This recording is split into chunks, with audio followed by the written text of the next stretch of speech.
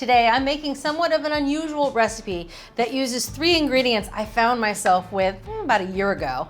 And I put them all together and it tastes great. And that's scallops, white beans, and salami. Now I know it sounds pretty eclectic, but it works. And I especially love serving this when I have people coming over, but it's very casual because you can serve it all in one bowl and you can sit around on the patio or wherever, and it's interesting but easy.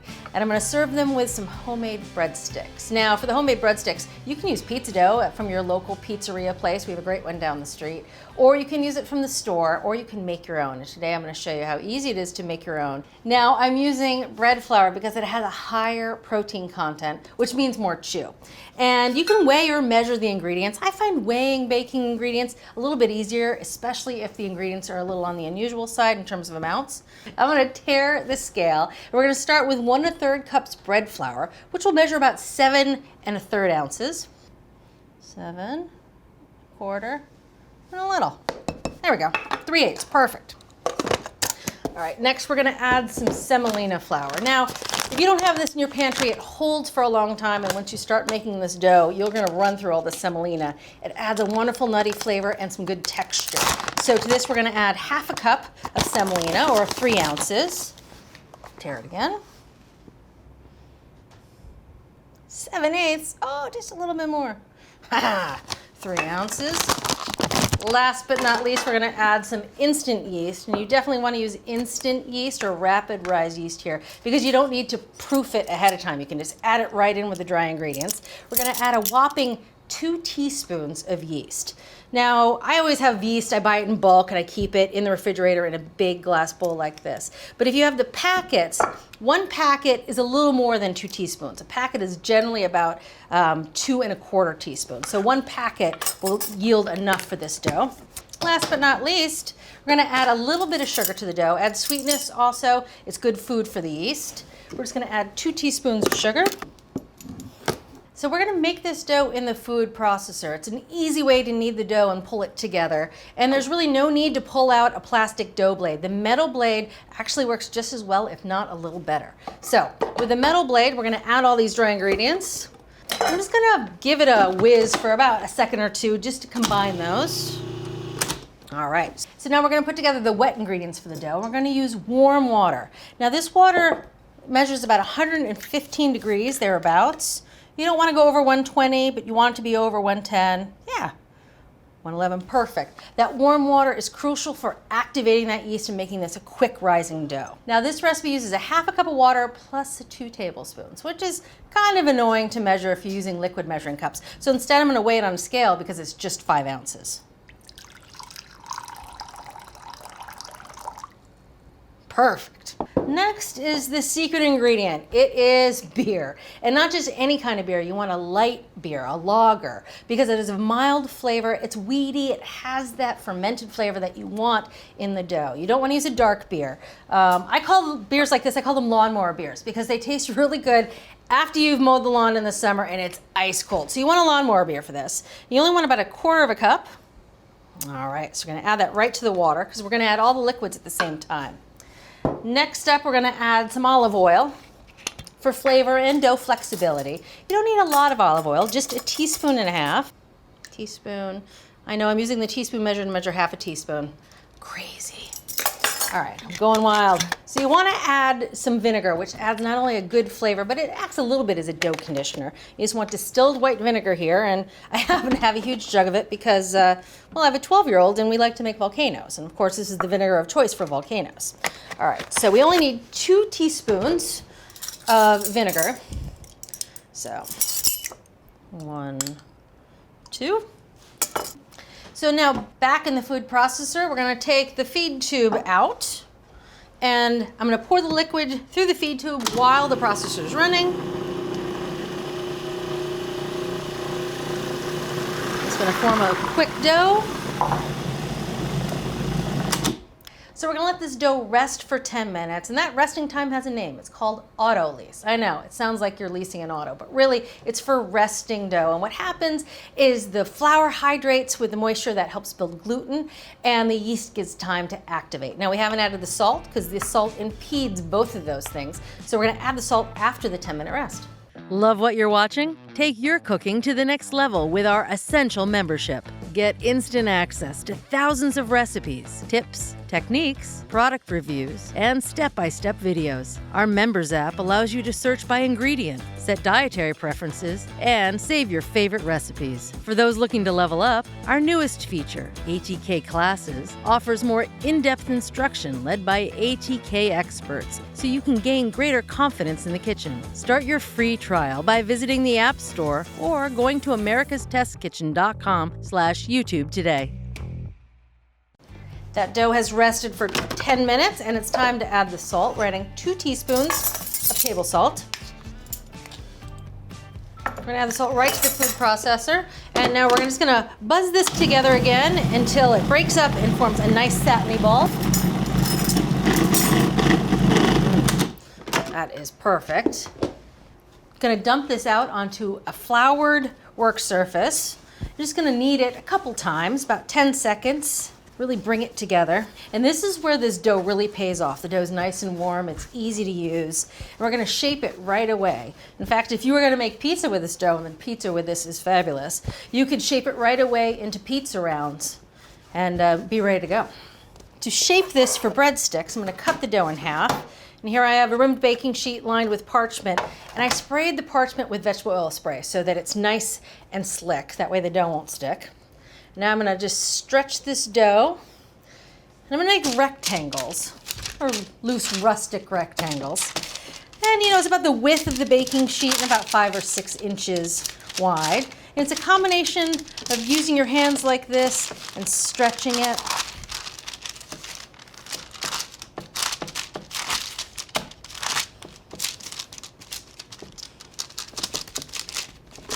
I found the dough will start to snap back, so if you get it into this rough shape to start, then you can move on to the second one, and you can go back to the first one. It gives that first one time to relax so you can finish shaping it later. Let gravity help you here.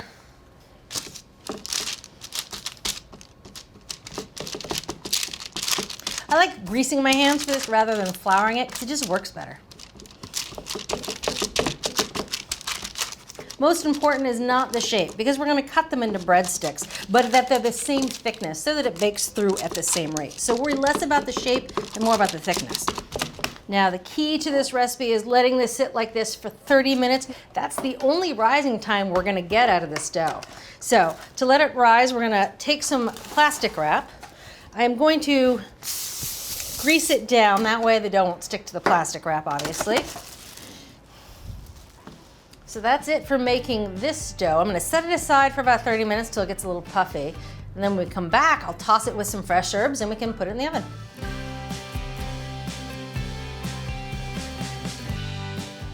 This dough has been resting for 30 minutes, so you can see it's relaxed a bunch, it's gotten puffy, and it's ready to top and bake. So I'm gonna set this aside, and we're gonna put together a simple topping for these breadsticks. Now you can do anything. You can just do olive oil and salt, you can do butter and salt, or you could do some fresh herbs like I have here. And this is fresh thyme. I'm just gonna mince about 2 teaspoons of fresh thyme. This has been washed already, obviously. Thyme is one of the easiest herbs to pick. What you do is you hold a stem out and then you run your fingers backwards and all the leaves come off. And then the very top, you kind of just pull that top off. Ooh, this stuff is strong, it smells good. Again, you're looking for about 2 teaspoons minced. So I'm just gonna go back through and get any woody pieces that might have fallen through. Again, the very tips are fine. All right, give it a quick mince.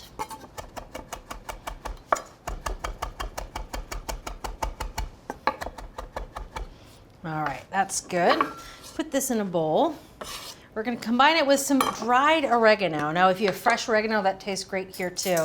For whatever reason, I usually have fresh thyme around because I throw thyme into absolutely everything I cook, from soups and stocks to stews. I put some in my breakfast hash, you name it, thyme goes everywhere. It's almost like salt and pepper and thyme are like the standard seasonings in my house. But oregano, dried works well here. We're gonna add 2 teaspoons of dried oregano. Now this next ingredient, some of you might not approve. It's garlic powder. I love garlic powder, especially in an application like this where we're gonna mix it with some fat. In this case, we're gonna use butter, and it really blooms in its flavor, and I love how it tastes on breadsticks. It's kind of old school flavor on breadsticks. So that's a teaspoon of garlic powder, a little bit of salt, half a teaspoon of salt. This is kosher salt. Now again, if you're using table salt, always remember that kosher salt is roughly twice this size as table. So always use half the amount when using table salt to kosher salt. And last but not least, some black pepper. Now we're just gonna mix this up. Oh yeah. Oh, smells like breadsticks.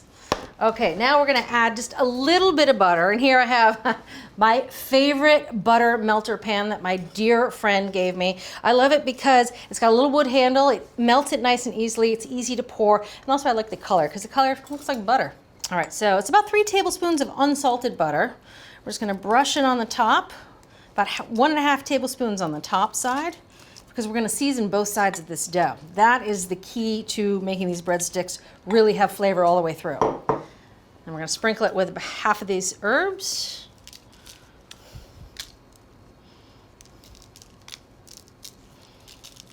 I'm gonna flip the dough over. Ooh. You can see how relaxed that dough is. It just wants to stretch out, which is awesome.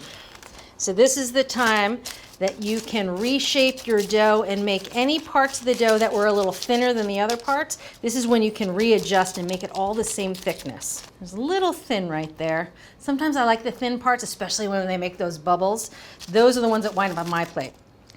Remaining butter here.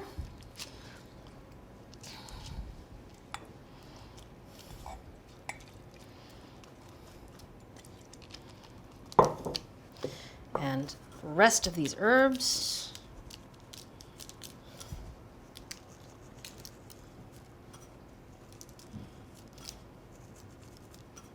One more step before these are ready for the oven, which is cutting them into breadsticks, which I find way easier to do before you put in the oven rather than after. So using a bench scraper or a knife, I'm just gonna measure out 1-inch breadsticks. Again, rustic is the name of the game here.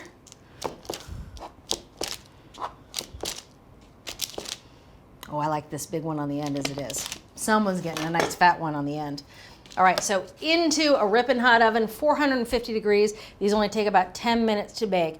But because it's such a short oven time and it's so high, definitely make sure you rotate them halfway through baking so they brown evenly. And when we come back, I'm gonna make the white bean salad that has salami in it, but also huge fresh leaves of parsley and sherry vinegar. It's really wonderful. At Cooks Illustrated, we're food nerds. That's why every recipe we develop involves research, cooking science, and rigorous testing by our team of expert test cooks. Only the highest rated recipes earn a place in our award-winning magazine. Every issue features our latest recipes and discoveries, cooking tips, and equipment and ingredient reviews. Our step-by-step photos and hand-drawn illustrations show you exactly how to succeed. So, are you ready to become the best cook you know? Subscribe to Cooks Illustrated magazine at cooksillustrated.com today. It's been 10 minutes, so those breadsticks should be done. Oh, look at that. Nice and golden browned. Of course, I spun that pan around halfway through so they're evenly browned. Oh, you should smell these. I'm just gonna set these aside to cool while we make the salad and the scallops. All right, first up, the salad. And I'm doing the salad first before I do the scallops. The scallops are the last thing you want to cook because they cook so quickly. You want everything in place before they hit the pan. So for the salad, it's 2 cans of cannellini beans that I drained and rinsed, and they're in this bowl. To this, we're gonna add a shallot. Now this shallot, this is a huge shallot. I mean, this is the size of a small onion. Really only needed something about half of this. I've never seen shallots this big. Oh, but it's beautiful on the inside. All right, save that half for something else. So to slice the shallot in half in an elegant way, I'm gonna cut off the root end as well as the tip end. So I'm cutting off both ends, and I'm gonna slice it pole to pole so you get those nice gentle curves. And to do that, I'm simply gonna angle the knife as I slice thinly. Now about halfway through, it's my tendency to tip it on over. And you start to go the other side and then slice as thinly as you can, as thin as you dare. It's a little game I play with myself. How thin can you get it? I know, I'm a dork. All right, so then we're gonna take any big pieces that have fallen through. Those big pieces are usually those core pieces. Make sure they're sliced nice and thin. All right, I'm gonna add this to the bowl with the beans. Just gonna make sure you break up those pieces so you don't have to eat a whole piece, big honking piece of shallot. You want it to be an accent. That's a good looking shallot. All right, next up, the salami. This is just Genoa salami. You want about 2 ounces. And generally they come in either 2 or 4 ounce packages. And I'm just gonna slice this lengthwise into nice strips because I want people to see it and know what it is. If you minced it, people might be like, what are those little meaty looking pieces? All right. Much like the shallots, just gonna break it up as we add it to the bowl. I know, this is really interesting, isn't it? So unusual. But I think this is just a really clever flavor combination that just takes the ordinary to something festive. All right, salami is in. Now last for the salad, we're gonna add some parsley. And I'm gonna add whole parsley leaves. I'm not gonna chop it. I love how the whole parsley leaves look, but also they add more flavor if you get a nice leaf of parsley. Treating it more like a salad green than an herb, really. So I'm just picking the leaves off the stems. You don't want any of the hardy stems, but if you get some of the more delicate stems towards the top, that's all right. I want about 5 tablespoons or thereabouts. Now these parsley stems, they're not going in the salad, but there's a lot of flavor in these. And in fact, if I have a lot of them, I will throw them in the freezer in a bag and then throw them into stocks and soups to lend their flavor in a really mild way to the broth. So don't throw these out if you have a lot of them. They're useful. All right, so that's a nice amount of parsley. Now for the dressing. It's a very simple dressing using olive oil, about 3 tablespoons of olive oil.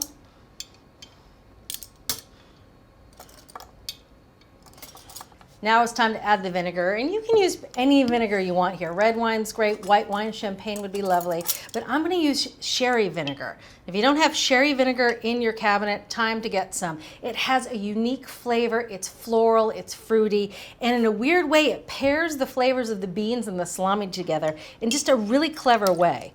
So that's 2 tablespoons of sherry vinegar. Now we're gonna add just a little Dijon mustard, about 2 teaspoons of Dijon. Yep, a little for the shirt. All right, last but not least, some salt and pepper. That was the pepper, this is the salt. All right, I'm just gonna mix this together, really dissolve that mustard before we dump it all over the salad. So onto the salad, the vinaigrette goes. Oh, I love the smell of the sherry vinegar and the parsley. Oh, it smells lovely. This salad is unusual, but so good. Salad's done, the breadsticks are done. And again, I like to have everything ready before I start cooking the scallops because I really like serving the scallops warm. So having everything all laid out is the game plan. That even means portioning the salad into the final bowls. So here I have 4 nice bowls. I love this bowl shape. It's like a shallow bowl or more of a bowly plate. It works really nicely to arrange the scallops on top. So I put a little bit of the salad in the bottom of each bowl. All right, that looks pretty even. Now I'm just gonna set these aside so we can make some room to sear the scallops. Now it's time for the main ingredient, the scallops. Now, when you're buying scallops, look for those that are larger as opposed to smaller because it gives you more surface area for browning. Also, and more importantly, make sure they're dry scallops as opposed to wet. And you can tell the difference because wet ones are sitting in a pool of milky liquid. Ugh, run away if you see those. That means they've been treated with chemicals and they really have a chemically flavor. That chemical extends shelf life, but it tastes nasty. So dry scallops are the way to go. And if you buy them and bring them home, sometimes you'll see a little side muscle, adductor muscle, I think it's called, on the side of the scallop. Now, you can puree these and make a scallop mousse, but you can't just cook them and eat them. They will have the texture of really well-chewed bubble gum. They just don't break down. So tear those off, set them aside, cook them, feed them to the dogs. They make great dog jerky, if dogs can have scallops. My dogs eat everything, unfortunately. Even my footwear. In fact, I caught my dog eating the Christmas tree lights. And he just kind of looked up and he was like, oh, these are crunchy. It's a Christmas cookie, Christmas crunchy cookie. That's my dog, Ziggy. Oh, Zigster. Now that the scallops are out, we'll probably see his little black nose around here somewhere. We call it counter shark, because we just see this nose coming behind here. All right, so you notice these scallops are on paper towels. That's because the drier the scallop, the better browning you'll get. Just gonna season these really well with salt and pepper. Now on to the cooking. Whenever I cook scallops or fish for that matter, I use my trusty non-stick skillet because fish is very delicate and if it sticks to the pan, it'll break. To this, we're gonna add about a tablespoon of vegetable oil. I'm gonna put this over medium heat. We're gonna let that oil heat up just until it's shimmering, and that's when you know it's time to cook the scallops. That oil is hot, and now it's time to start cooking. We're gonna cook these scallops in 2 batches. And whenever I add scallops to a pan, I usually add them in a clockwise motion. That way I know which one went in the pan first, because these cook so quickly. They cook in only 1.5 minutes or so per side. So by the time you get the last one in, the first one's gonna be close to done and ready to flip. Don't forget to turn the hood on. The neat thing about scallops is you can really see them cook through. Here, I'll pick this one up. You can see how it's opaque right at the bottom, but translucent at the top. That's how it's cooking up through the scallop. So if you can see that when it's about halfway up the scallop, that's when you flip it over. So as you can see, that is a good sear on a scallop. So it's time to start flipping them over and cooking on that second side. Now I'm going to start taking the smaller ones out of the pan first, because I can feel that they're cooking a lot more quickly than the bigger ones, no surprise. That's pretty good for that first batch of scallops. I'm going to take them out of the pan. I'm going to put them on a plate just to let them rest while I cook the second batch. I'm going to cover the plate with foil. And now what I like to do is clean out the skillet really quickly with a wad of paper towels. You can just wipe away any of that old oil, anything that might get burned on the second batch. So you're starting with a clean but hot pan. This I just throw away. Start with some fresh oil. We're good to go with a second batch. Now this second batch of oil is going to heat up really quickly. So into the pan goes the second batch.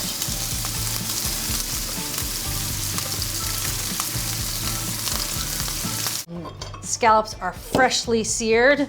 Oh, and they look beautiful. And to serve this, I just like to portion them right on top of the salad.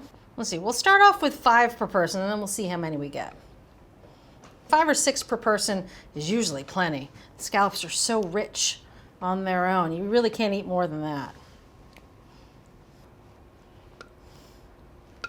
Ooh, everyone gets an extra. All right.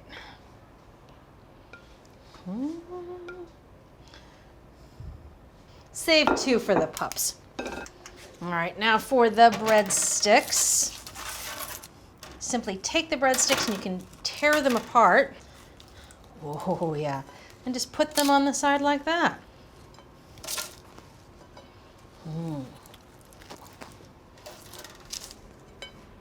And that's it. It's a very unusual but elegant dinner, especially if you're having company over.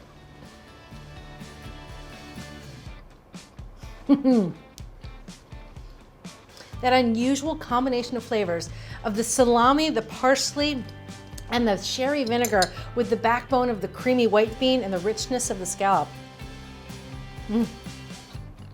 It is such a welcome change of flavors, and they really do all go together. And those breadsticks, because I made my own dough with the bread flour, they have a really good chew. Hey Ziggy, You said you had one for the dog.